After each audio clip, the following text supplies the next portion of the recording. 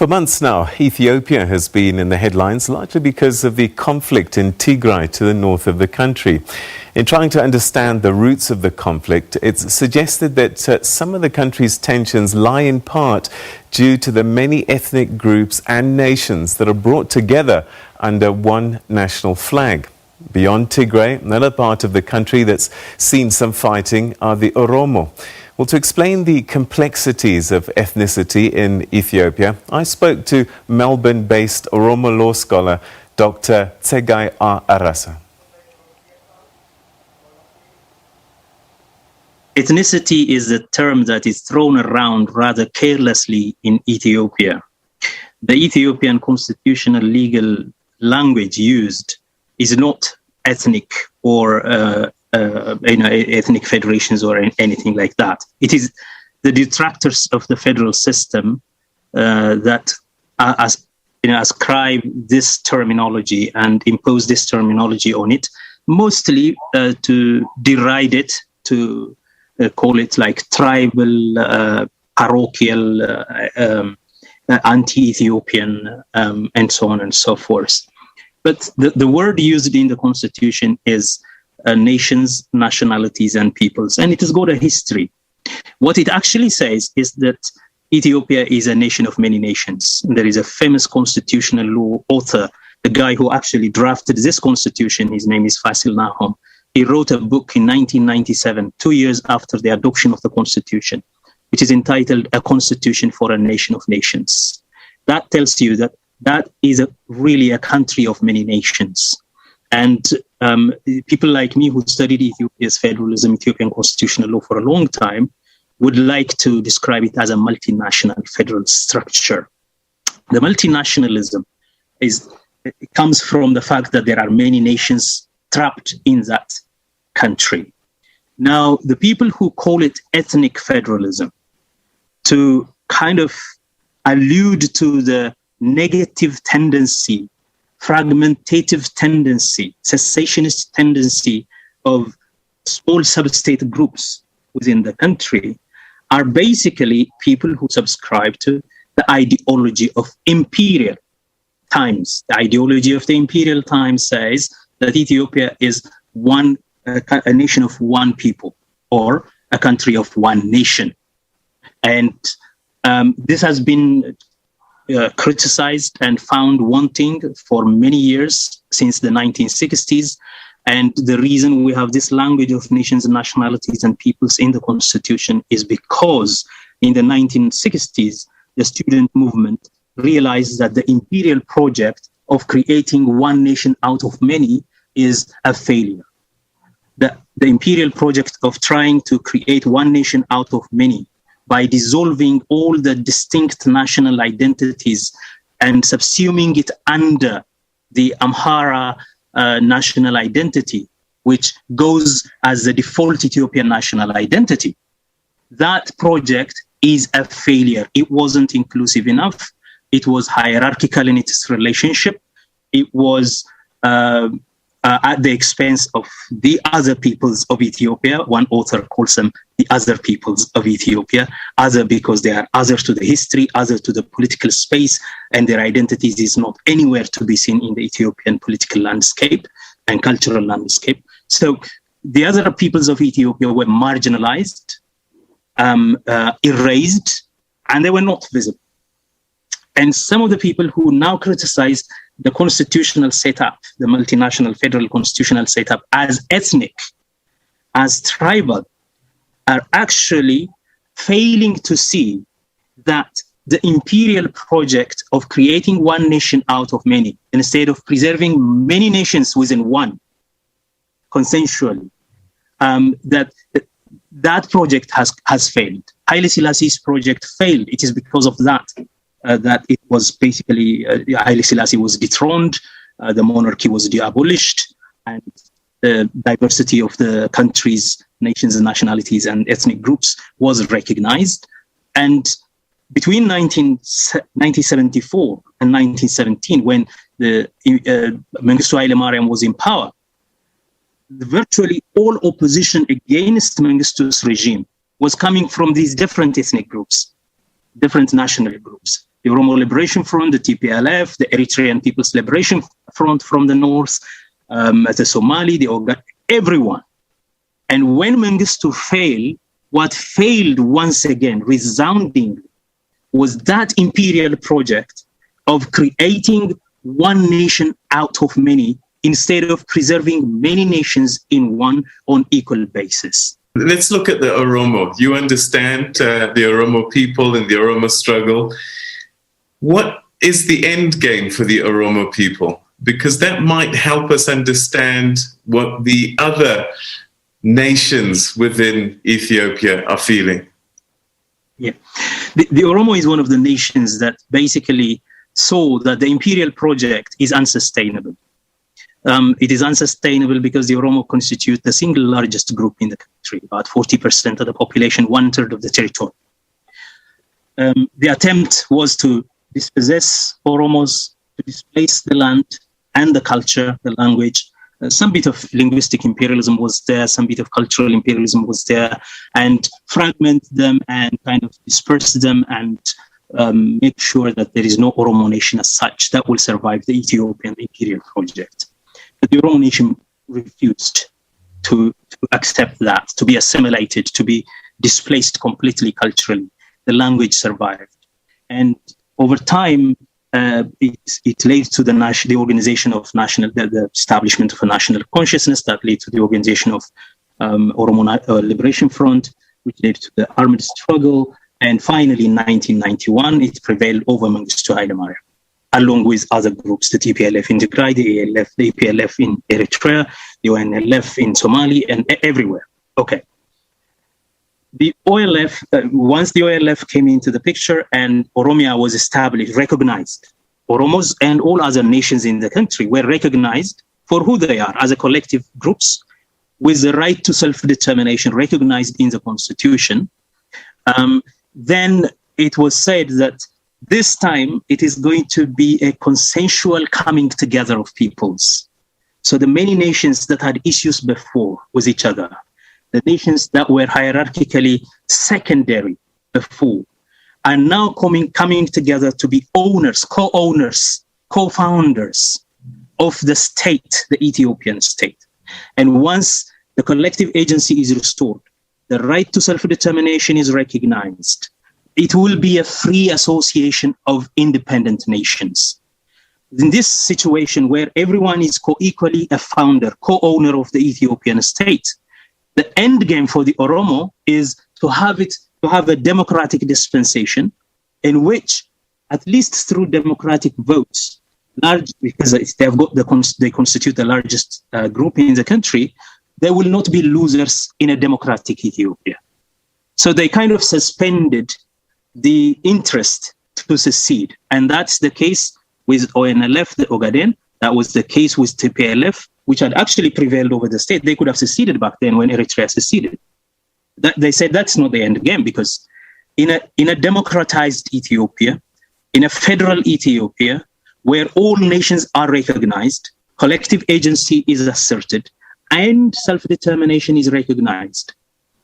And people can walk away unilaterally if they so wish through a referendum. All right? If that is the case, secession is not anything that we aspire for.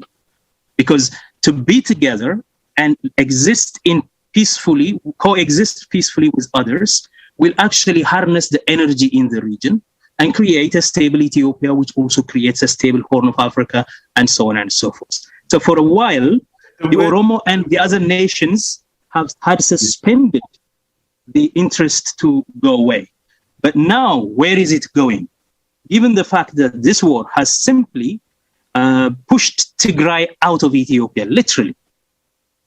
It is very difficult today to look at a Tigrayan in the eye and say, we need to collaborate and work together in Ethiopia. It is very hard because every kind of evil has been perpetrated for the last 5 months and more, and no other group, no other region from among the 9 could somehow stand up to Abiy Ahmed and say, no, this is not happening.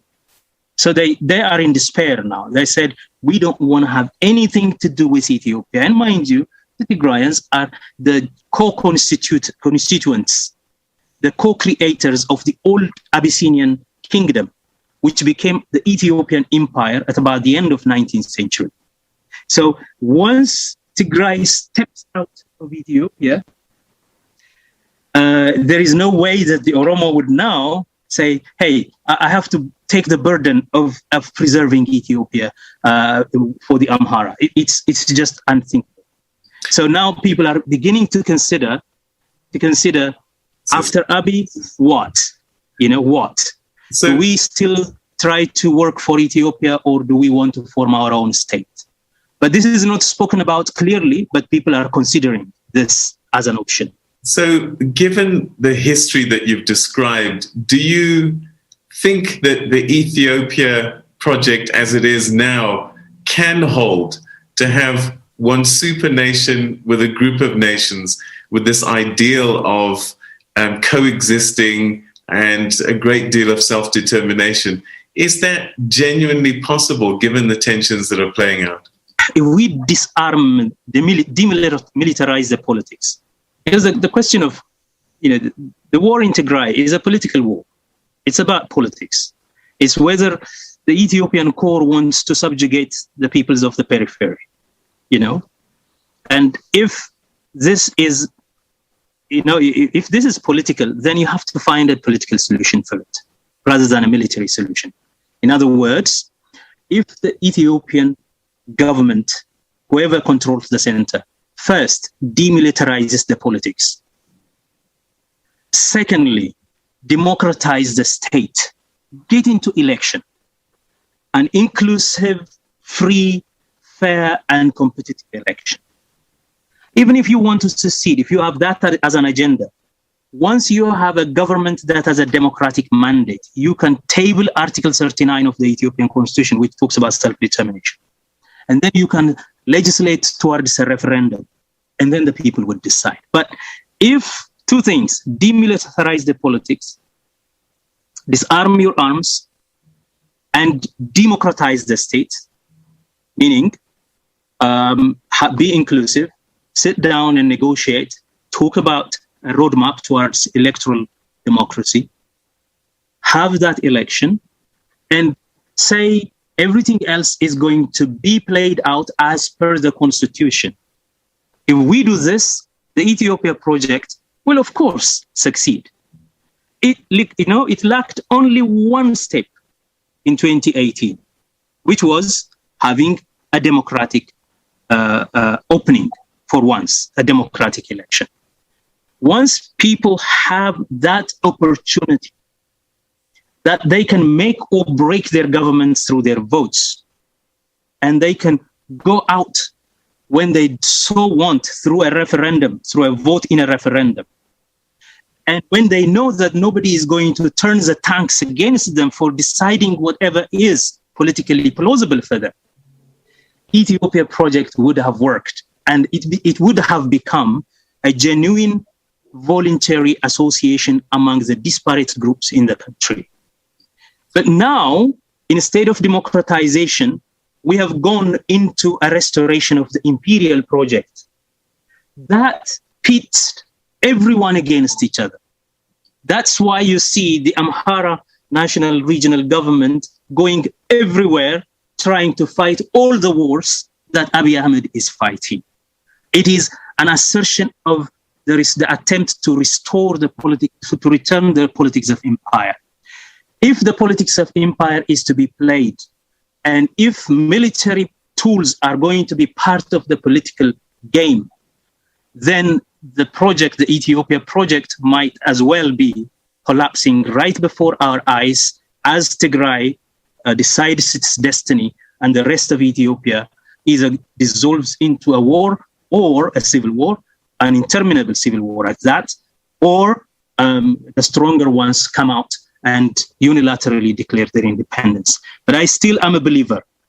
Demilitarize the politics, have a democratic state, have an election, just pull out the arms out of the politics and the political equation, let it play on a popular consent basis. Ethiopia is a viable project still. However, given the level of despair people have, given the level of muscle flexing coming from Addis Ababa, and the clamoring for hitting upon them and killing them, murdering them, etc., from the Amhara special forces. That's the kind of noise we hear every day in the name of Ethiopia. If that is how it is going, muscle flexing from Arakilo, which is the center of the palace, and show of force from the Amhara region, and militaristic politics, as long as we pursue this, probably the Ethiopia project is not going to survive this time, because people are really desperate. People are really mutually suspicious of each other. So we have the Prime Minister, Nobel Peace Prize laureate. He himself is Oromo, I believe.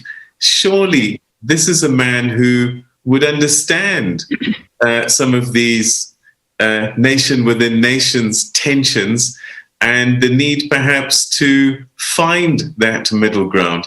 Why is he having difficulty in doing that? Well, he is a self-identifying Oromo person.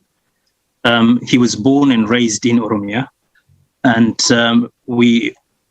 that's why he's also a member of the political party called Oromo People's Democratic Organization, and that's the party that catapulted him into power.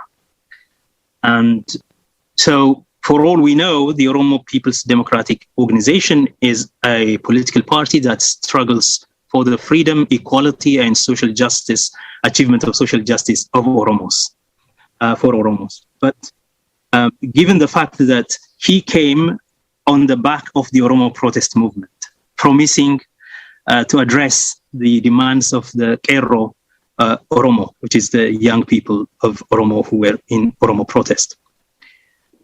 One would have a hope that this time the Oromo will be centered rather than alienated and marginalized.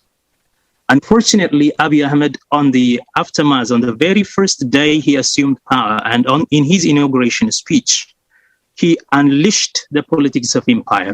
That day, one of the things he said is, now is a time for the return to the glory of the olden times. And as I have just told you, pre-1974, Ethiopia's nations have an uneven relationship, a checkered relationship. One scholar calls it a ranked relationship. There is a first-rate citizen, there are second-rate citizens, and some of them are in fact slaves. The darker-faced people were seen as slaves. Okay, and this racialized kind of differentiation still plays out when you see the violence in Benishangul Gumuz. When people refer to the darker-faced peoples of Ethiopia as Shankella, which is Blackie, if you like, which is the slave.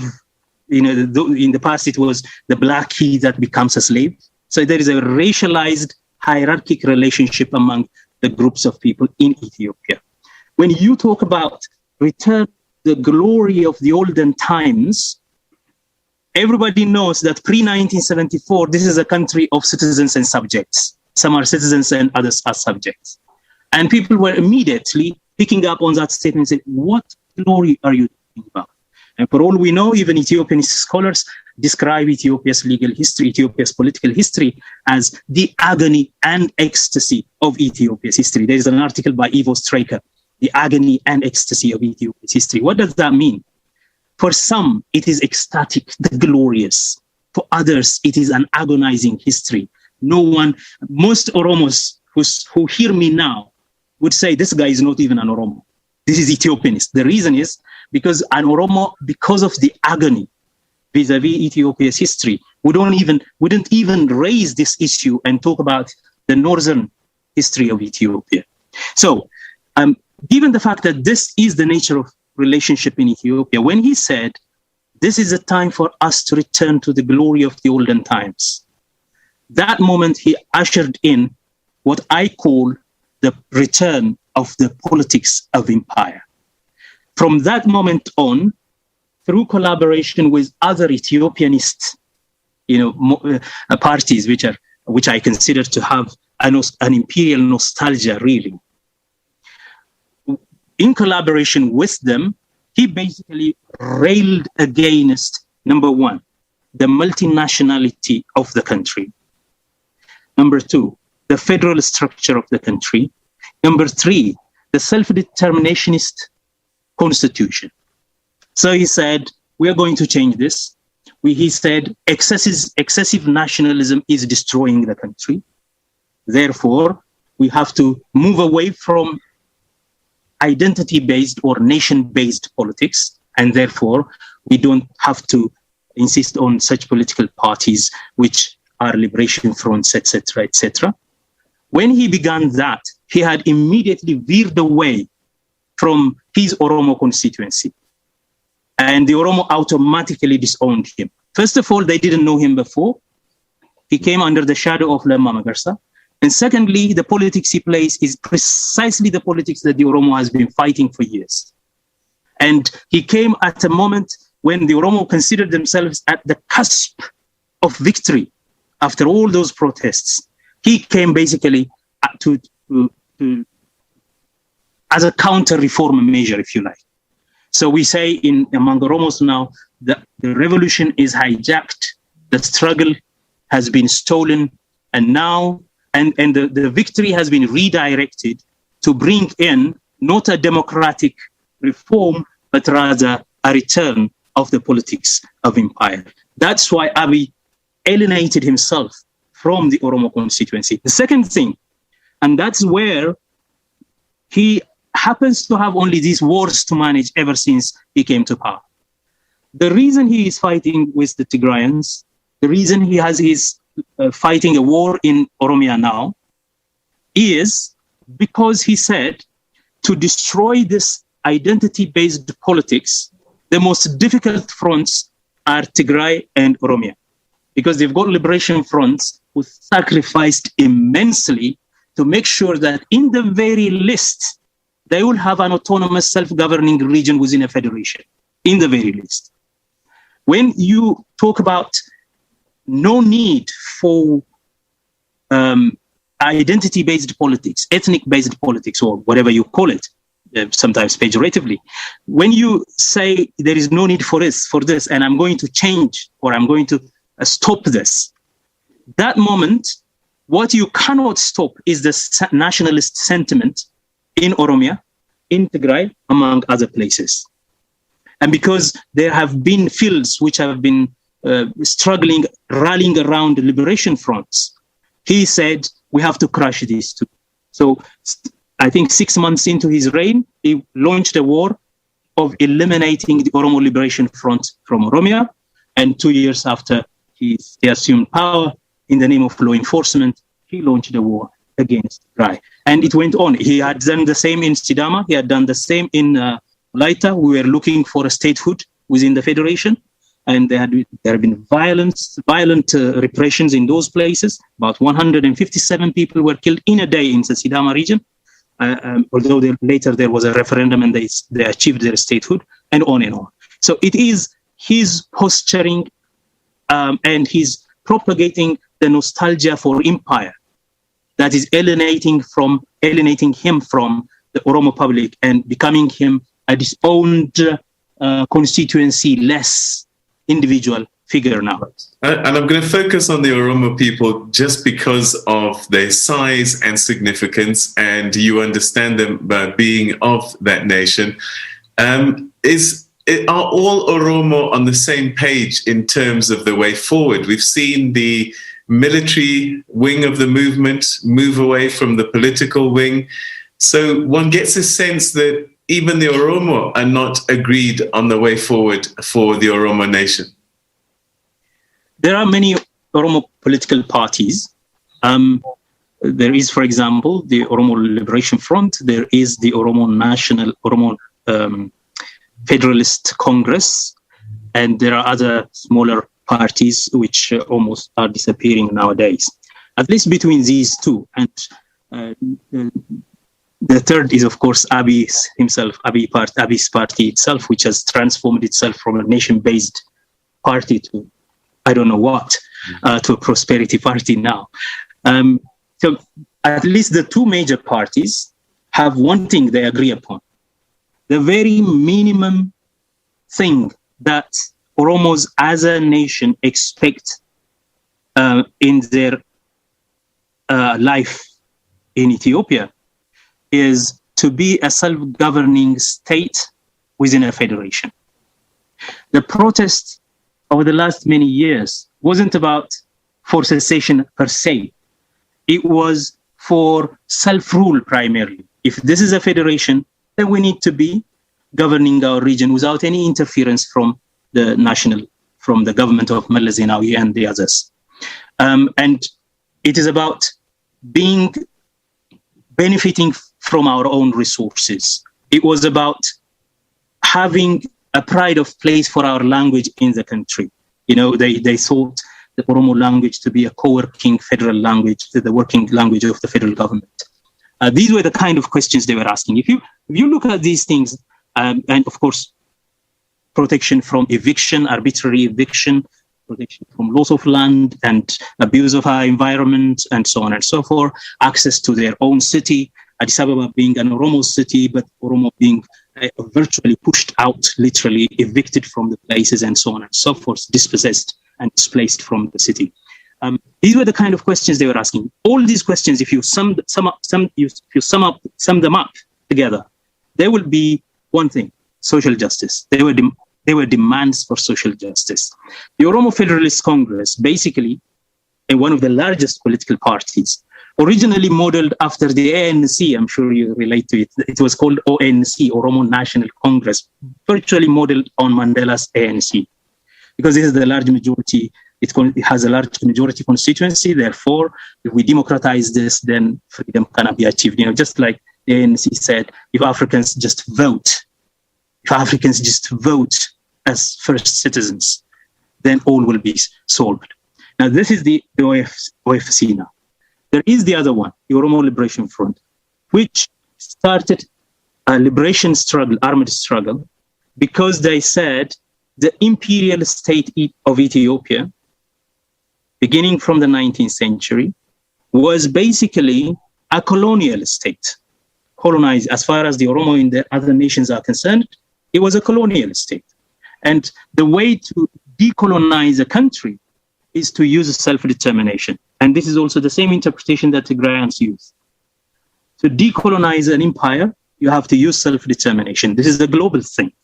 So the Oromo people, at least the OLF now, which is operating in Addis Ababa, says the Oromo people deserve a say to determine their fate, whether they are within Ethiopia or they want to be away. So they don't say we want to secede, but we want to make sure that our people has the potency to vote on their destiny. That's the principle of self-determination. Until that happens, we need a self-rule within the federation, okay?